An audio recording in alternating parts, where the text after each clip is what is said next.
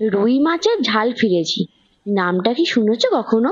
যদি না জেনে থাকো, ঠাকুরবাড়ির রান্নাটা আজকে তোমাদের জন্য। পুরো ভিডিওটা দেখো, আশা করছি তোমাদের খুব ভালো লাগবে।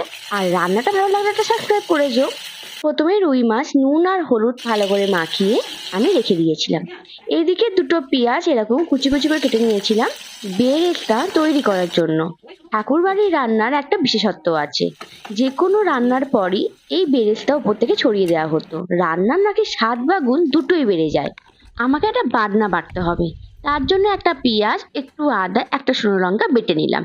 মাছ ভাজা তেলটার মধ্যেই বাটনাটা দিয়ে দিলাম। তার সাথে দিলাম দুটো টমেটো বাটা, সামান্য পরিমাণ হলুদ আর একটু লঙ্কা গুঁড়ো। আমি হরপ করে বলতে পারি, ঠাকুর বাড়ির রান্না এইভাবে এতগুলো এপিসোড আগে কেউ কখনো দেখায়নি। সামান্য পরিমাণ জল দিয়ে একটু কষিয়ে কারি পাতা, সামান্য পরিমাণ নুন দিয়ে দিলাম। একটা একটা করে মাছ দিয়ে দেওয়ার পর একটু ওলট পালট করে নিলাম। সামান্য পরিমাণ গরম জল দিলাম। খুব বেশি পাতলা হবে না, আবার খুব বেশি মাখা মাখা হবে না। একটা মশলা আমি তৈরি করে নেবো। সাজিরে মরিচ, গোটা গরম মশলা, জায়ফল, জয়িত্রী একটু শুকনো খোলায় ভেজে শিলে বেটে নিয়েছি। নামাবার আগে ওই বেরেস্তাটা তার সাথে ভাজা মশলা উপর থেকে দিয়ে দাও। মাছের ঝাল ফিরেছি, নামের সাথে রান্না একদম মিলে গেছে। রুই মাছের জায়গায় চিংড়ি দিয়ে রান্নাটা করতে পারো, বই কিন্তু সেটা লেখা আছে। যাওয়ার আগে সাবস্ক্রাইব করতে কিন্তু ভুলো না। টাটা।